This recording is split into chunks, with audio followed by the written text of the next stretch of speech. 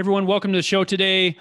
Before we get started, don't forget to hit the subscribe button. But I wanted to introduce you guys to Brian Lovegrove. Okay, check this out, guys. Brian is a certified coach, trainer, and speaker with the John Maxwell team. Most of my listeners, if not all of them, have heard about John Maxwell. And man, what a guy! Legend. So that's awesome that you're affiliated with him. He's also the Amazon bestselling author of the book, The Abundance Factor. And I'm actually going to ask him about that. He's got it right there. So anyway, welcome to the show, Brian. I'm excited to have you. Thanks, Alan. Great to be here. So what did I miss? Tell us a little bit more about your background that I just didn't go deep enough into. Well, there's a long story, and I'm going to try to keep it as short as I can. I got introduced to personal development at a very young age. My father was a commercial real estate broker, and this was back before the iPod, the noise-canceling headphones, and that great, wonderful device that many of us grew up with, the Sony Walkman. I got stuck listening to the tape cassettes that he was plugging into the tape deck whenever we went on a long trip. And so I got introduced to the greats like Jim Rohn, Earl Nightingale, and my favorite, Zig Ziglar. And so this was in junior high, and we did this all the way up through high school.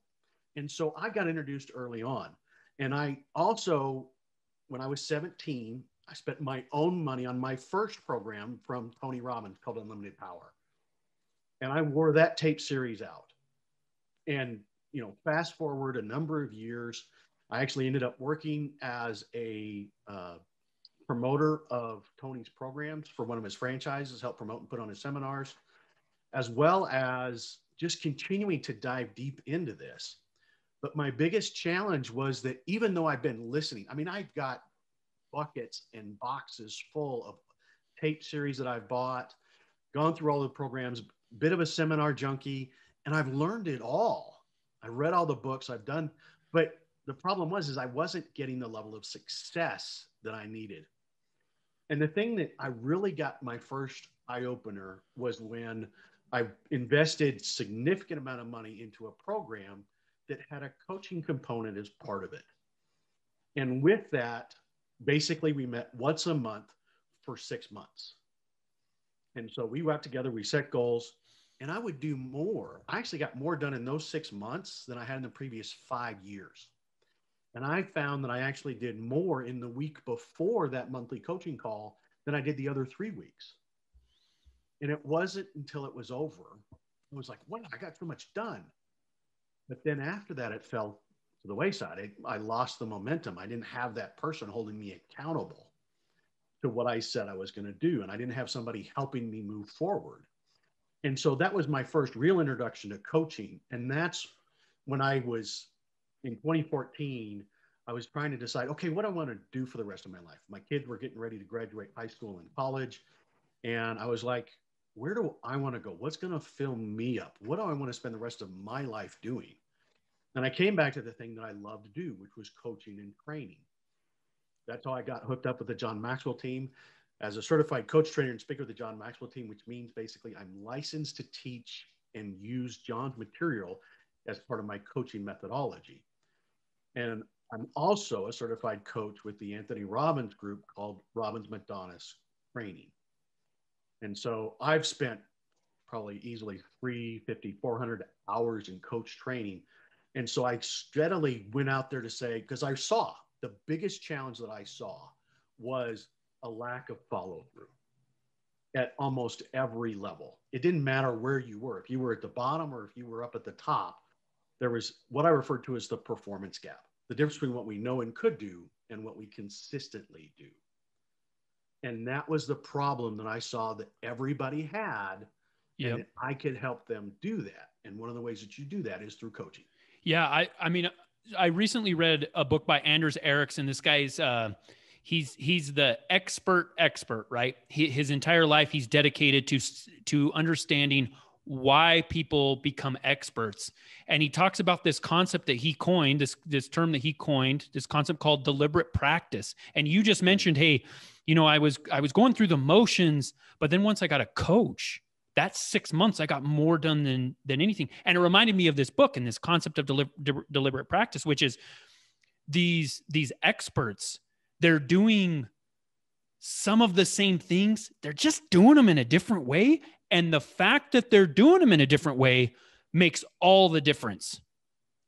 It's those little distinctions that as you continually move forward, you spot them and you recognize them. That's actually a big component of my Incredible Results 91-Day Challenge, which is specifically designed to help you do one thing, to consistently take action on your top priorities. And the left side of the page is about you setting those priorities and scheduling that into your day. The right side of the page is that evaluated experience where you're stopping and say, okay, here's what I got done. What did I learn today? And then what am I going to do differently tomorrow to be better? And through this process, we consistently have you evaluating your experience. What worked well? What didn't? And how do I make sure that tomorrow is better than today? Yeah, this is fantastic. And it's right in line with, this concept of becoming an expert, right? There's a lot of people that go play golf, right? They'll go play around, they'll play several rounds a week, and they wonder why they're not getting better. Well, the golf experts, they don't get better by playing golf. They get better through their deliberate practice, right? They spend an hour practicing a single shot, right? Mm-hmm. And it sounds like there's some corollaries there. I feel like a lot of entrepreneurs don't put their personal growth in that high priority level, that high priority position that it needs to be in, because we are so busy training, coaching, motivating, doing this for others, right? Is that something that you see as kind of getting put on the back burner when it really shouldn't be? Well, absolutely. One of the things that Tony mentions in his business mastery class is that our business's growth and in life in general is 80% psychology and 20% mechanics, which means if you want to grow your business, you want to take your business to the next level, you need to focus on your psychology and growing yourself, because it's something that I've shared as well, which is you cannot produce the results you want in your life until you grow into the person who can produce those results. Because if you could produce those results today, you'd be doing it. You'd be following through. But you run into what John Maxwell refers to in his Amazon, in the best-selling book on leadership ever, The 21 Irrefutable Laws of Leadership, that he wrote over 25 years ago, is law number 1, the law of the lid, which is you cannot lead beyond your capacity. And that's the first law, and they are put in order of priority. And so with that, what he's telling us is that growth is the number one thing we should be focusing on. And the biggest challenge for small business owners, entrepreneurs, and professionals is they're so busy running the business, they don't take the time to focus on building the business and therefore building themselves along the way. Yeah, I love this concept of, look, you're not going to create a company. You're not going to lead a company to do things that are above your level, right? And as entrepreneurs, as business owners, I feel like, myself included, I'll spin my wheels thinking, you know what, maybe if I just spent more time reviewing the financials, maybe if I got, better help in this department, which those things do make a difference. But it's tough, as you said, to get, when you have that ceiling, to get beyond it without that personal development. So what's an entrepreneur to do? We're so busy. We're so caught up in just getting stuff done. What is an entrepreneur to do to one, find the time necessary, to find the resources necessary for that personal development? Absolutely. Well, first off, we need to make sure that we are not equating activity as accomplishment. Those are not the same things. We also need to make sure that we are focusing on those things that are important, but not necessarily urgent. Right. Stephen Covey talks about it in 7 Habits of Highly Effective People. That's right. It's also known as the Eisenhower box, quadrant 2, however you want to call it. It's basically those things that are going to move the needle for you, but there's no pressure or deadline to get them done. Yep. But because we're spending too much time in quadrant 3 running around dealing with things that aren't really important or are not in our sphere of excellence. There's a lot of things that entrepreneurs are running around doing that they shouldn't be doing. If you're doing a $25 an hour task that you can pay somebody else to do and you go make $100 an hour, please go hire somebody to do that $25 an hour task. You know, that's your social media experts. You know, so much of this is available through virtual assistants. One of the people that I coach is she runs a virtual assistant agency. I also interviewed in my big summit that I did at the beginning of the year, John Jonas, who runs online.ph.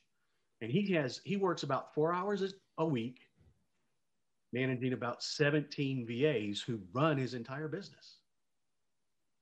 Yeah. And I think that's part of the problem, right? Is that as entrepreneurs, we spend so much time on things that are urgent, but not important. Right. And we have to push ourselves. It's really tough, man, when you have all these emails and you have all these people coming to you. And so as entrepreneurs, as business owners, we have to put things in place that we have to be very, very deliberate about our time. And we've really got to go after that personal development. Now, one of my issues personally, honestly, is what are the resources?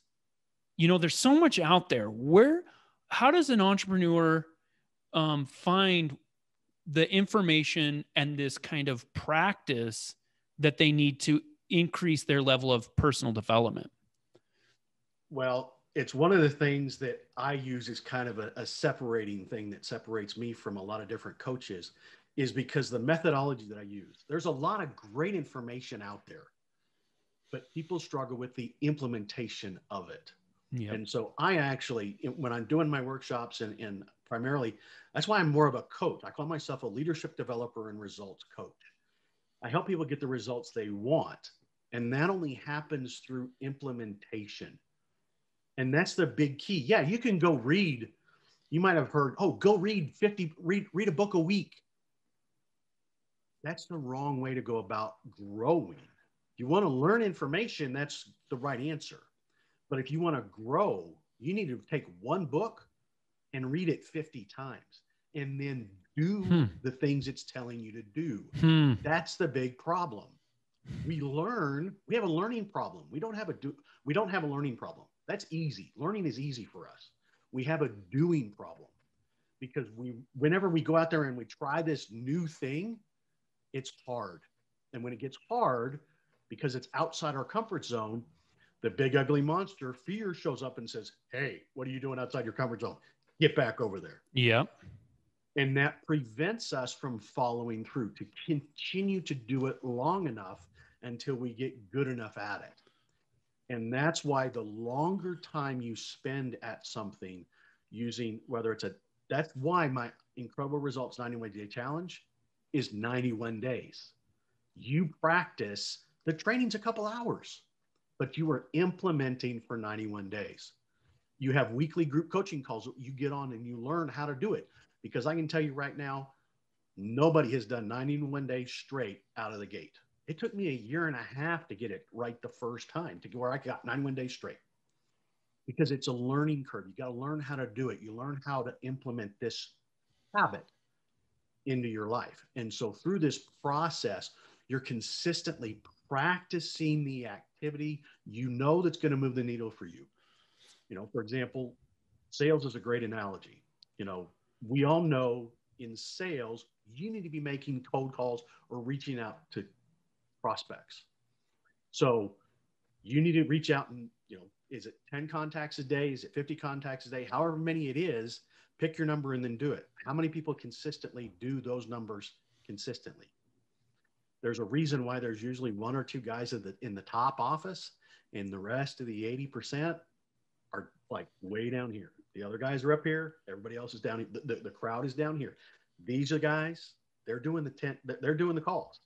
These guys, some of the time. And if you want to move up, you do the calls. Yeah. I mean, when you said, I want to rewind just a little bit. When you said, as opposed to reading 50 books, read one book 50 times. I could just feel like the seismic activity of heads exploding from my listeners, right? And that I'm kind of the read 50 books type of guy, and my listeners know that, right? Yes. But I think that's an awesome concept of, hey, what difference does it make if you learn something if you never do anything about it, right? Absolutely. And do we really know something if we read it but we don't know how to do it, or we don't even know if we know how to do it because we've never tried, right? Yeah. So what are the practices? What's an entrepreneur supposed to do with this knowledge? Like how, Right. you know, what are the practices? What does something like that look like? What do you recommend for them? Well, first off, you need to set a priority. You need to set a goal on what you're going to do. Pick one thing. Don't try to do all 12 at once. Pick the one thing that you know is going to move the needle for you, and make it's an activity goal.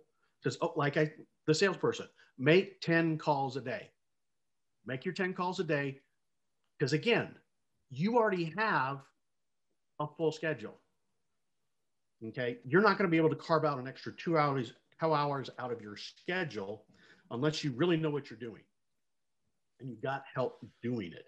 Because again, this is where it's like, okay, but I'm doing all this quadrant 3 activity. Well, you got to learn how to deal with that. You have to manage that. And we go into that in the 91-day challenge, because again, it comes down to what's important gets done. Okay. So, and I can tell very quickly by looking at 2 different things on what's your priorities are. I can look at your schedule and I can look at your checkbook and see what's important to you and what your values are and what you are deeming important. And it's only that those are the results. It's only looking at the results you're getting, because intentions don't count. They're nice, but they don't count. They don't get us across the finish line. Yeah, I love this. The intentions don't count, folks. Like that's great, right? Because we always say, hey, I'm going to work on my business, for my business. Hey, I'm going to hire better people. Hey, I'm not going to get caught up in the minutia, putting out fires. I'm going to work on my personal development. But then where does the rubber meet the road? Oh, what are you actually doing, right? And you said, hey, I'm going to look at your checkbook. I'm going to look at your schedule.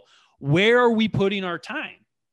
Right? Exactly. And that speaks volumes. That's a lot more important than whatever we want, right? Because that's what we're investing in. And that's something that we talk about is you got to know where you are, and not sugarcoating reality, but also not making it any worse than it is. There's a lot of people out there who think that they'll never get there because they're looking at things a lot worse than they really are. And so from a financial perspective, when we look at the financial statements and we sit down and say, okay, here's reality. Here's, either you're losing money, you're breaking even, or, but a lot of people are running around with blinders on, la, la, la, la, la, la. Yep. Because they don't want to look at it. And that is actually something that sitting down with somebody that they respect and that they are willing to listen to. And see, that's one of the big things as a coach. When I'm actually sitting down, I actually offer a free consultation. We call it a discovery session, where I sit down and I'm finding out where they are and where they want to go. But I'm also evaluating, is this person coachable? Can I work with this person? Is this somebody who's going to do what I ask them to do? Because I'm sitting there based upon their answers and based upon how they're reacting with me, I can tell whether or not this is going to be a good fit for me or not. Because there's a lot of times I've fortunately have only had a few times where I've screwed up and I allowed somebody in that should not have gotten in. And it's been a pain. It's like, oh man, I committed to this person. And again, because once I'm in, I go all in with my clients.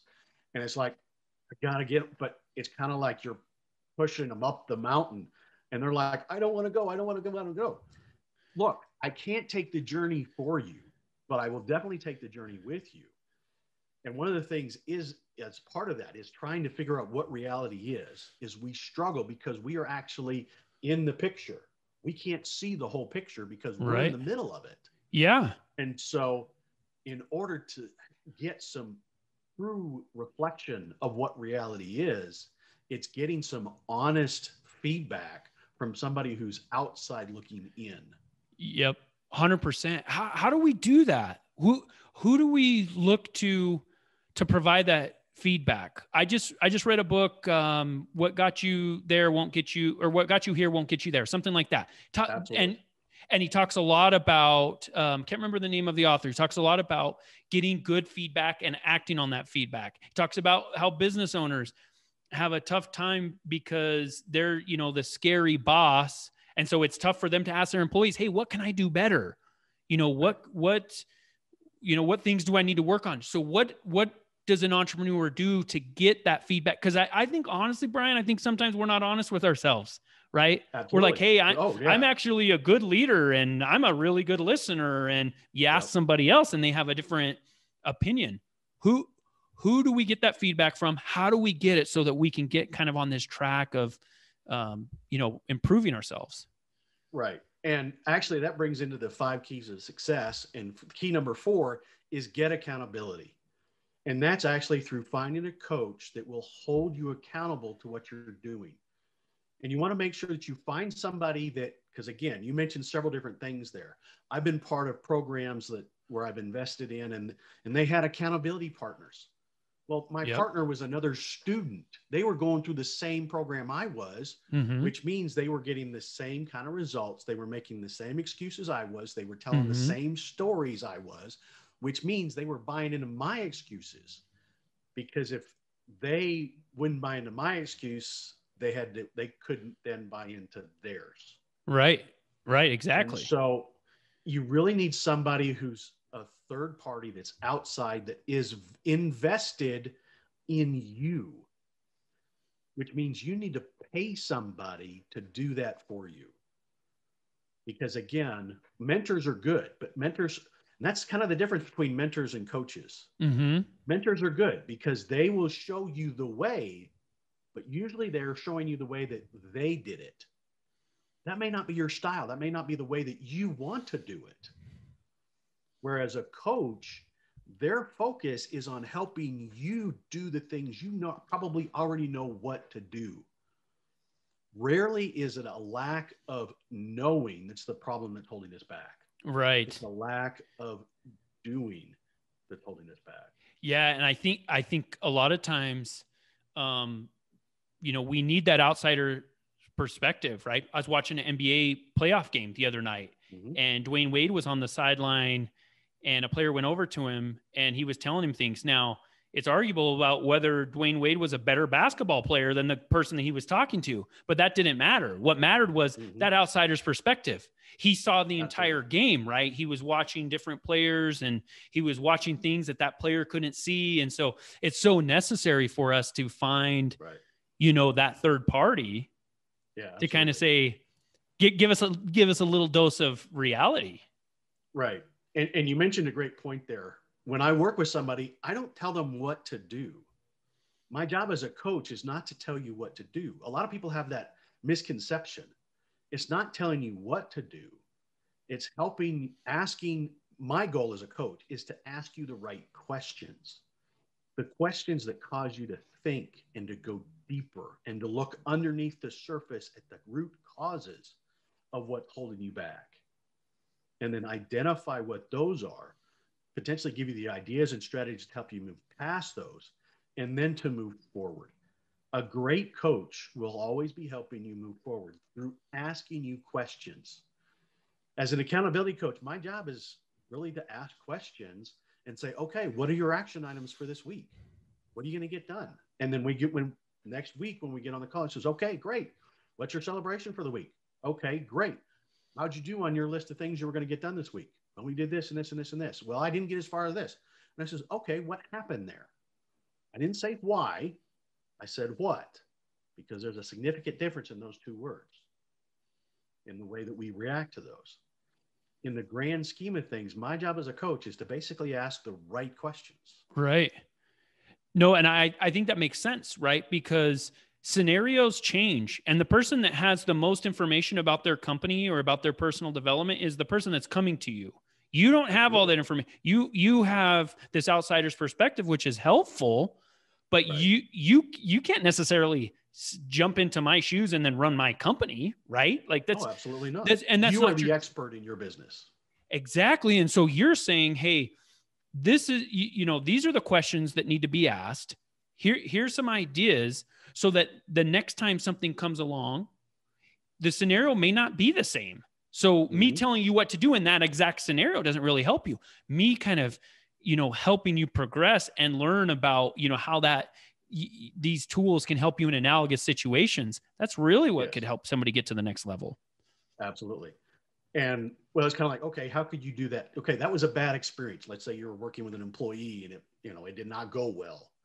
Okay, we sit back and say, okay, if going back to your golfers, some of the excellent pros, if they screw up a shot, if you watch carefully, they will actually go back and they'll take the swing again. That's what true. They're doing is they're going back and says, oop, that was not the shot I wanted. And they will basically go do the right swing and do the visualization aspect of it being the perfect swing. Yeah. Talked about, because practice doesn't make perfect. Perfect practice makes perfect. And so having that coach who's helping guide you to make sure, okay, what worked, what didn't. And there's some great stuff that we don't have time to dig into, but there's a lot of great stuff out here to help you grow.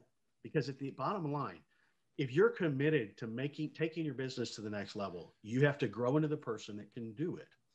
And one of the things that we help people the most with is helping them make that transition to go from being the operator in the business to being the business owner, the owner in your business, where you're not doing all the work, but you're making sure all the work gets done. And those are two totally different mindsets and different skill sets. 100%. That's excellent. Running short on time here, Brian. What else do people need to know? What are some of your closing thoughts on this? Well, we've touched on several things that I actually want to circle back around to. Number one, we don't have a learning problem. Learning is easy. That's probably why your people are listening to this podcast, is they're trying to learn. They're wanting to get better. Exactly. But we don't have a learning problem. We have a doing problem. And that's where having a coach can help people with that. And yes, there's a lot more stuff that I could have gone into that we didn't even really talk much about fear, which is another book that I wrote called Unleash Your Fear. And we didn't even touch on the abundance factor all that much. And so in the grand scheme of things, there's a lot more that I wish I could have had time to share. I've actually done about a 2-hour masterclass called Become Unstoppable. That if your audience wants to learn more and wants to go deeper, because again, there is so much about our subconscious that I talk about in that program that we really just itty bitty touched on, that allows you to take a deeper dive, because that was really one of the biggest aha moments for me, was I learned that my subconscious was working against me. It was preventing me from reaching the level of success I wanted. And it was only when I understood how my subconscious was working that I was able to truly solve that and turn that around to where he was on my team. Instead of working against me, he was helping me grow. And I talk about that in this masterclass called Become Unstoppable. And for those of you that are listening and want to be able to, quick and easy way, you can text the word results to 77948 to be able to watch that masterclass. If you have enjoyed today's podcast, please leave us a rating. And for daily inspiration and business tips, follow Alan on Instagram. Until next time, remember, we build the future one entrepreneur at a time.